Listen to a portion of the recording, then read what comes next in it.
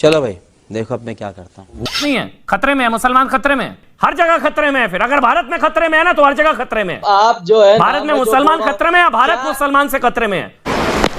जा पूछ क्या आदिल नाहिद हसन, आप क्यों परेशान हो रहे हैं सर? बचा आप नाहिद हसन के प्रवक्ता हैं। अच्छा, आज की डिबेट लाने के पैसे कितने मिले? हैं जी, अपना चेहरा दिखा रहे हैं। सुनो पहले सईद आसिम गजब बेइज्जती है, वो देखना होता है। नहीं सर, अगर आप प्रचार आप में तो यह है कि जो जेटली के पीछे चपलूसी करेंगे तो मुझे प्रमोशन मिलेगा, मुझे टेलीविजन में अच्छा काम मिलेगा, नहीं मिलेगा तो निकाल देगा, ये डर है आप लोगों के दिमाग में। पता है ना आप सबको। आप बुरा ना माने तो सर मैं एक सवाल नहीं, मैं कुछ आपसे। बुरा नहीं मांगूंगा, आदमी मत बुरा मानिए, मैं कुछ कहूंगा तो। मैं सर बुरा ना माने तो मुझे ऐसा लग रहा है मैं बीजेपी के भावी शत्रुघ्न सिन्हा से बात कर रहा हूँ। नहीं, मुझे लगता है कि किसी दुष्ट के साथ मैं इंटरव्यू कर रहा हूँ, अगले नहीं करूंगा।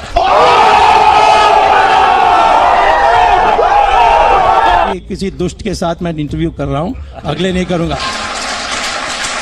नहीं सर, मैंने इसलिए आपसे बोला ये क्योंकि इतने बागी नहीं कहूंगा, इतना खुलकर सरकार के साथ सरकार के मंत्री का इतना मुखर विरोध किसी ने नहीं ये किया। तो तय करने वाली है सरकार, ये तय करने वाली है पार्टी, वो कुछ नहीं कहते हैं। तुम्हें इतना क्यों, तुम क्या जेटली का चमचा हो?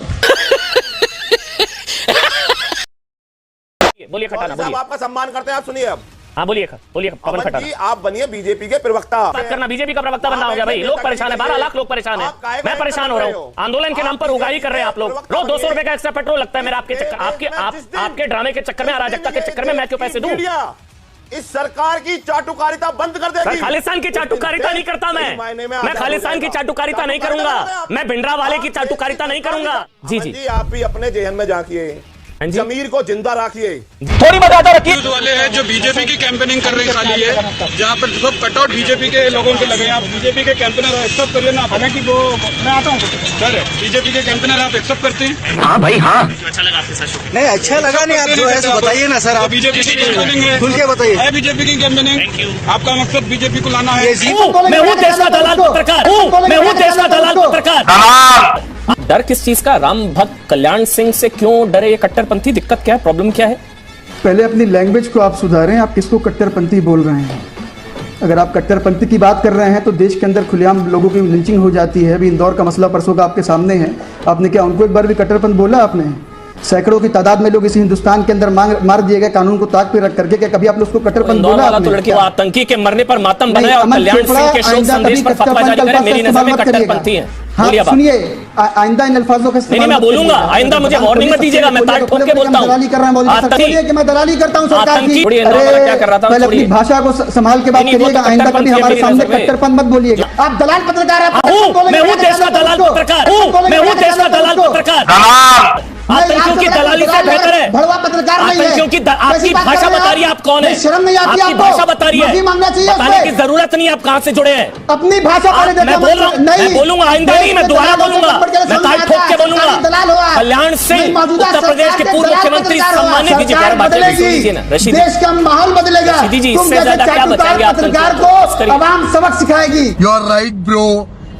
ये छात्र जिन्होंने ये पोस्टर लगाया, सबसे पहले मैं बोलना चाहूंगा आपसे कि आप जैसे लोग जो हैं वे पत्रकारिता कर रहे हैं एंकर के तौर पे, आप इस तरीके की भाषा का प्रयोग कर रहे हैं। हाँ, मैं दलाल हूं, बहुत ही निंदनीय है कि मैं दलाल हूं, इस तरीके की भाषा का प्रयोग कर रहे हैं। भाई प्रवक्ता बन के मत बैठिए, बीजेपी के प्रवक्ता बन के बैठ रहे हैं। अब आगे बात तो हमारी सुनिए, खामोश रहिएगा, आपके लिए अच्छा होगा। बिल्कुल चुप, बोलिए, आप बीच में मत बोलिए। आपको मैं चेता रहा हूँ, आप बीच में मत बोलिए। डराइए मत, नहीं धमकाइए नहीं, डराइए नहीं, मैं डराऊंगा आपको। ठीक है, नहीं मुझे डर लगता है। जी मैं सवाल नहीं छोड़ूंगा मोदी जी, आपको लग रहा हो आपको बहुत आदत पड़ गई है बीच में बोलने की। एक उपलब्धि आपको बिल्कुल नहीं बोलने दूंगा, सरनेम के अलावा एक उपलब्धि कंटिन्यू करने दूंगा। आप बोलिए मुझे आप बोलिए। आप बीजेपी के एजेंट है, आप बीजेपी और अमित शाह के एजेंट है, इसलिए आप मुझे बोलने नहीं देंगे। आपको वहां से डंडा पड़ता है, डरते हैं आप उनसे। बिल्कुल चुप रहना।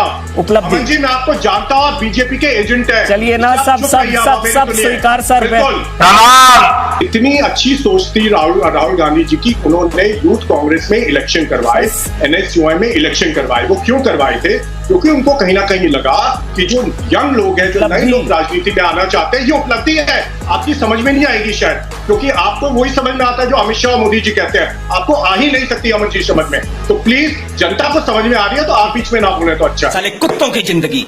अगर ये बोलेंगी कि रविंद्रनाथ ठाकुर शांति निकेतन में जन्मे थे तो बाहरी तो वो होंगे भाई साहब। नाम ठीक से लीजिए, आपको नाम भी नहीं पता। रविंद्रनाथ ठाकुर नहीं है, रविंद्रनाथ टैगोर है। नाम ठीक से लीजिए, कम से कम लीजिए। चुप हो जा, सातवीं फेल। सुनिए अमन भाई। हाँ जी, शोएब। इस देश के मुसलमानों और किसानों के खिलाफ जो नफरत का एजेंडा है, अगर वो खत्म हो गया हो तो जरा SITP पे चर्चा कर लीजिए। ऐसा तो सोचने का सवाल ही नहीं उठता था। बाकी ज्यादा बड़ा दुश्मन कौन है, योगी या प्रियंका, बीजेपी या कांग्रेस? वकार जी। जो लोग देश को बांट रहे हैं, देश के भाईचारे को खत्म कर रहे हैं, देश में हिंदू मुस्लिम करके देश को तोड़ना चाहते हैं, हमारे दुश्मन वो लोग हैं। बीजेपी या कांग्रेस? कौन तोड़ रहा है देश को? कौन देश को बांट रहा है वकार जी, बीजेपी या कांग्रेस? अब आपसे बेहतर कौन जानेगा? शाबाश। खुलकर बोलिए ना। जो तनख्वाह लेते हैं वो डरते हैं। तो फिर आपको पता है तनख्वाह कौन लेता है उसका? मैं तो तनख्वाह लेने वाला का भी नाम नहीं ले रहा हूं। तो फिर बोलिए ना, आप किससे लड़ाई किससे? क्योंकि आप सबका दुश्मन एक है, योगी जी, अगर मैं गलत नहीं हूं। या आपकी लड़ाई बीजेपी से ज्यादा है, कांग्रेस से ज्यादा है? लेने वालों से। हैं जी? हमारी लड़ाई है बीजेपी से, तनख्वाह लेने वालों से। पैनलिस्ट का अपमान कोई बात नहीं, आप उंगली करके बात मत कीजिए, आप एंकर हैं सर। आप एंकर हैं, आप मेरे पैनलिस्ट का अपमान नहीं करेंगे। आप उंगली करेंगे तो पैनलिस्ट की तरफ हाथ नहीं बढ़ाऊंगा। आप पढ़ाएंगे उनको, आप उंगली मत कीजिए। मैं आपको समझा रहा हूं। एंकर बन के सवाल पूछिए, मैं उत्तर दूंगा। आप मेरे पैनलिस्ट से डरने वाले नहीं हम लोग। अपमान नहीं, मैं आपको समझा रहा हूं। आज के बाद मैं आपको समझा रहा हूं, उंगली करके बात मत कीजिए। आज के बाद ZMCL के खिलाफ सोचकर बोलिएगा। मैं अभी बोल रहा हूं कि जी न्यूज पूरी तरह से बीजेपी का मुखौटा बन गया। तो धोती खोल रहा है। आग लगा दी, आग लगा दी, आग लगा। इसी अंदाज में एक बात प्रधानमंत्री जी और आपको कहना चाहता हूं कि भाई बार बार माफी मांगने की क्या जरूरत है, एक ही बार अभी कर लो। मैंने कहा कि बार बार माफी मांगने की जरूरत नहीं है, एक ही बार शामिल कर लीजिए, इसको भी CA को वापस ले लीजिए। बार बार अमन जी को दुखी होते हैं बेचारे, भक्तों का दुख काहे नहीं खत्म होता? भक्तों का दुख काहे नहीं खत्म होता? साल भर से कृषि कानून के फायदे से वहां रहे थे, अब वापस हो गए तो आप समझा रहे हैं कि ये भी देश हित में है। तो अभी भी CA में फिर आपको बताना पड़ेगा कि भाई ये भी देश हित में वापस ले लिया। तो ऐसा बार बार ना करें, इसके लिए इसमें ही कर लीजिए। मैं पॉइंट पे आ रहा हूँ। पहले एक बात आपसे कह दूं कि देखिए, शाहीन बाग और जिस तरीके से आप लोगों को बहुत बुरा लगता है और बहुत परेशानी होती है, मैं इसको समझता हूँ, लेकिन इसका सॉल्यूशन ये है कि 25 रुपये का एक ट्यूब आता है, उसको लगाइए, बहुत रिलीफ मिलेगा।